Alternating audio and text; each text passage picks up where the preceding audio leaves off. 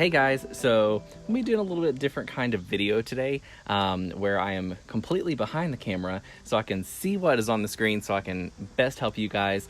And also, if I was in front of the camera, I wouldn't be able to really show you what I'm wanting to with these little baby topiaries. So recently I've had several people ask, how do you make a topiary? How do you make one from scratch? And rather than buying one, how can you make one yourself? And so here in front of me, I've got a couple of different boxwoods and a myrtle. And I know it's really tight up against the screen right now. I don't have a whole lot of wiggle room. So I'm just gonna be pulling them forward. It is gonna be pretty close to the camera so you guys can get a good view.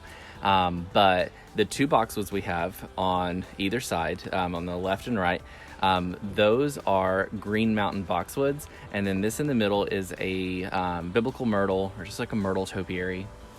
And all of these were either came from the garden, either from a clipping, which was sprouted, which was what the myrtle was. So this all just came from a clipping off of another myrtle that I have. And then both of these Green Mountain boxwoods specifically came off of a parent Green Mountain that's in the front. And both of those were just seedlings that were growing underneath the parent plant. And I was able to just kind of grab those, pull them up, and they already had roots developed. They were good. And when I planted them, they were probably about that tall, both of them. And I've got a couple of different Green Mountains, but my goal is to be super patient and let all of these be nice, especially the boxwoods, be really nice, tall, just standards, standard topiaries. So they've been in their pots, both of these, the boxwoods that is, have been in the pots about a year now. It was probably maybe a year and a half, because I think it was around March of last year, I believe, that whenever I first found them, planted them in these little small terracotta pots, and then started the process of babying them. This one here, I did this clipping, I think it was in the fall of last year, so I'm gonna say probably September.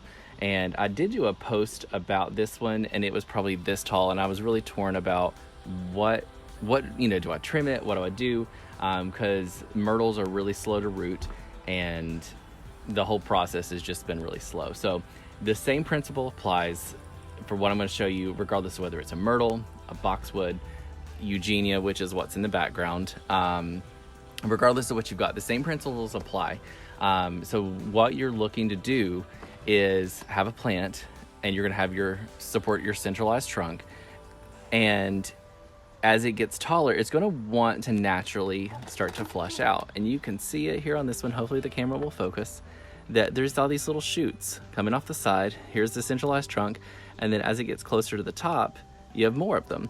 And so what you're going to want to do is, I use little hair clips on your trunk here, all of these extra little shoots, you just want to continue to remove those. And in the beginning, I'll let this plant adjust and really get a good just holding on life before I started doing anything to it. So it was in this pot for several months, and every single time I snip all of this side growth off, it just explodes because it wants to put out growth so bad. And all in all, I wouldn't mind if this myrtle became like a ultra tall standard. So I'm gonna move this back. Hopefully you can see the top of the bamboo rod. So I wouldn't mind the ball starting like up here. So I want to let it grow a little bit more, and I think definitely by the end of summer I can achieve that. I can get it the height that I want before I can let it start flushing out. And this is the probably second or third myrtle like baby that I've got that I can do this with. So what I'm gonna got here is just basic like seam snips. I've used these because they're perfect for getting in there really tight close to the trunk without damaging the plant, because the further up you go, the more tender the overall growth is, especially along that center trunk, and I don't want to damage that. All of these lower leaves, I left them on there the last time I trimmed, and I did that in a story that's been, I don't know, a month and a half ago, and it's picked up that much growth since then. So what I'm gonna do, and hopefully you guys can see this, is I'll go in and just start snipping all of these little side shoots off. and going in, getting it really close, snip it off. And by following that all the way up and just keeping that centralized trunk, that's going to allow all the growth to continue to go up the support that I've got here for it. And as far as the leaves, I'm just going to pluck them off. These down here are kind of spent and yucky looking anyways. Sorry, little spider, you're losing your home. But these lower ones, it's not a big deal. So I'm just going to pluck those off. But my goal with this is just to have it be an ultra tall standard, which is something I do not have, as far as being so skinny. But you can see, like, there's no way I can let this support by itself. It's way too wobbly, so it definitely needs this bamboo support. So we're gonna come up here and just keep snipping so you can see how it forks off. And if I wanted to leave this exactly how it was, and I wanted it to start flushing out now, I would just snip this top off. And all of these little side shoots would continue to grow, and that's what's going to make your ball here on the sides. But don't want that yet. I will do more updates about that later. So I'm just going to go through, snip the little side shoots off, and I will leave the leaves on here because I still want it to have some energy. And then I will remove these leaves as it continues to grow, get taller, and then at a later point in time, I'll remove those just like I did the leaves just a second ago. But like I said, this same exact rule applies with boxwoods. So if you're wanting to make a boxwood topiary, especially like a standard, you're just going to remove all the side shoots because the boxwood back here is doing the exact same thing. It's got two little, you can't see it. It's got two little side shoots. So it's got this going on. And so one of these needs to be removed so it can continue to grow tall. Put that back, and it looks like we have about 4 more of these little side shoots for the myrtle. So by removing all of these, it's really going to help this little plant grow into exactly what we want it to be, so we can have it trained and it can be super cute. It's nearly done. But hopefully this gives you guys a little bit of an explanation. I'm going to leave a couple little ones at the top so I don't remove all of its energy. And sorry, that was a little blurry. I'm just not seeing it. But hopefully that gives you guys a good representation of how to start forming a topiary, regardless of what it is, what kind of cultivar you've got, whether it's a myrtle, boxwood, Eugenia. Same thing goes for like a lemon cypress. The same rules apply to whatever kind of plant you're wanting it to be.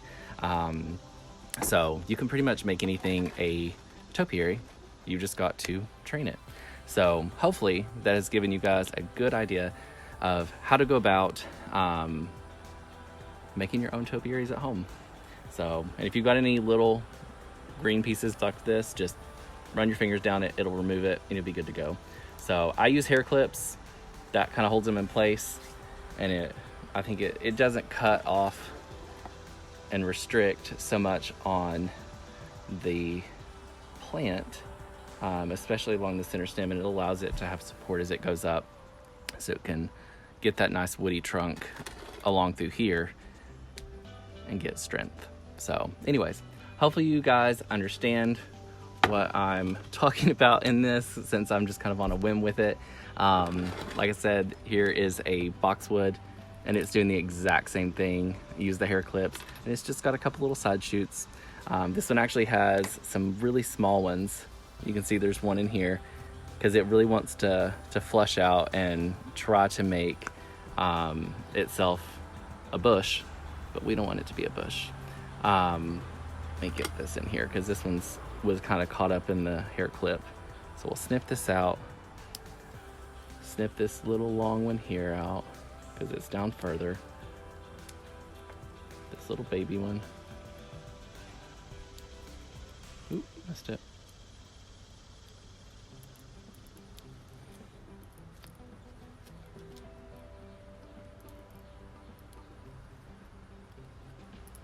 There we go. Okay, so that'll allow it to continue to grow upright and straight. But if you guys have questions on the topiaries or what you need to do. I will be more than happy to answer questions to the best of my knowledge. If I don't know it, I will tell you I do not know. So that is that. Hopefully you guys are able to make use of this and take some clippings from your garden and make some topiaries out of them. You'll have a good one.